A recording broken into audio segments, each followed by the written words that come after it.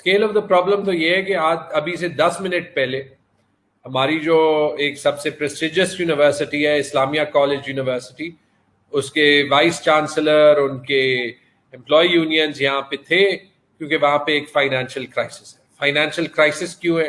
وہ اپنے پینشنز نہیں مینج کر سکتے. یہی چیز پشاور یونیورسٹی میں، یہی چیز ہماری ایگریکلچر یونیورسٹی میں، یہی چیز ہماری انجینئرنگ یونیورسٹی میں، یہی چیز صوبے کی باقی یونیورسٹیز میں اور پورے پاکستان میں. تو پہلی چیز تو یہ ہے کہ یہ کل کا پرابلم نہیں ہے، یہ آج کا پرابلم ہے. اور یہی تو وہ ایٹیٹیوڈ ہے کہ بس ابھی جو ہے وہ چلنے دو، کل کوئی اور دیکھ لے گا، مشکل کام کو ہاتھ نہیں لگانا.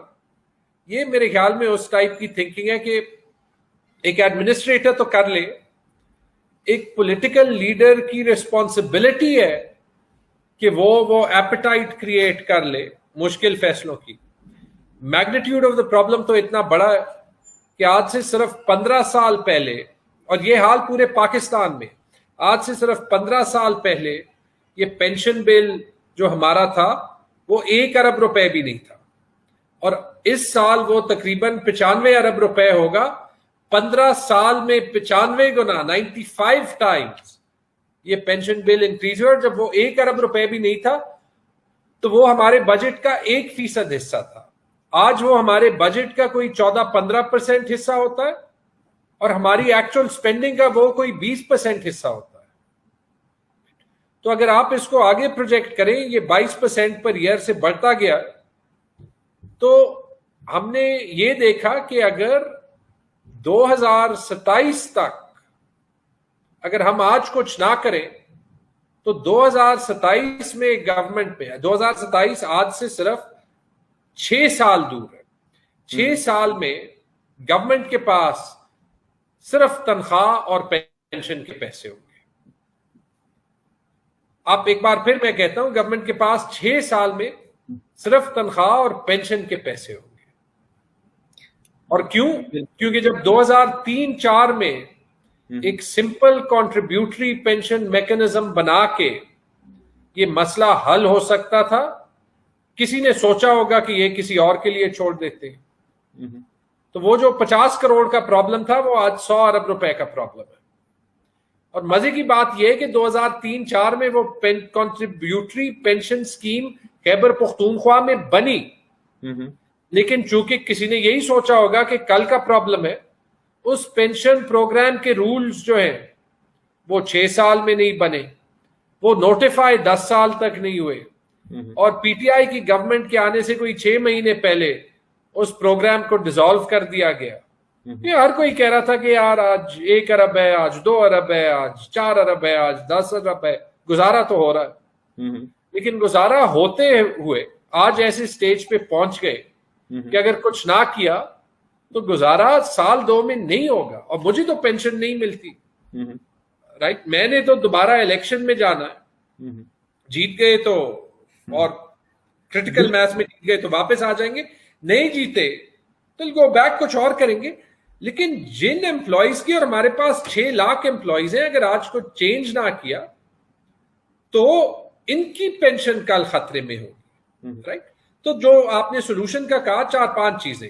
پہلی چیز، کیونکہ آپ نے short term, medium term, long term fixes کرنے ہوتے ہیں. شارٹ ٹرم میں ارلی ریٹائرمنٹ کی عمر کو 45 سے 55 سال کر دیا، جس کی وجہ سے کوئی 5-6 ہزار ارلی ریٹائرمنٹس نہیں ہوں گی. اور جو ینگ لوگ 45-46 سال کی عمر میں ریٹائر ہوتے ہیں فل پینشن لینے کے لیے، زیادہ تر ٹیچر ہوتے ہیں، جا کے پرائیویٹ سیکٹر میں پڑھانے لگ جاتے ہیں، ان پہ گورنمنٹ نے 25-25 سال کی انویسٹمنٹ کی ہے، وہ گورنمنٹ کو ہی کنٹریبیوٹ کرے، اس سے کوئی ہمارے 12 ارب روپے سال کے بچتے ہیں. دوسری چیز، کیبنٹ نے ڈیسیژن اپروو کی کہ اگلے سال سے جو نئے امپلائیز آئیں گے وہ کنٹریبیوٹری پینشن میکنزم میں آئیں گے، جو ہم کوشش کریں گے کہ اگلے 12 مہینوں میں آپریشنل ہو.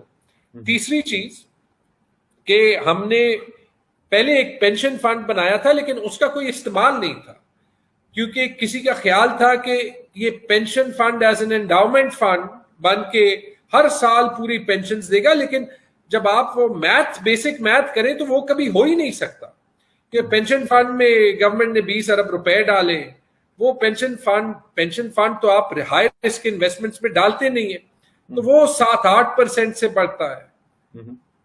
پینشن بل ہر سال 22% سے بڑھتا ہے. تو وہ پینشن فنڈ جو ایک وقت میں زیادہ تھا, اور اگر کنٹریبیوٹری پینشن اسکیم بنتی تو وہ پینشن فنڈ استعمال ہو سکتا تھا, وہ پینشن فنڈ آج 56 ارب روپے کا ہے, پینشن بل 90 ارب روپے کا ہے. اگر آپ کو وہ پینشن فنڈ سے پورے پینشن فنڈ کرنے ہوتے تو آج اس پینشن فنڈ کو کوئی 1100 ارب روپے کا ہونا تھا.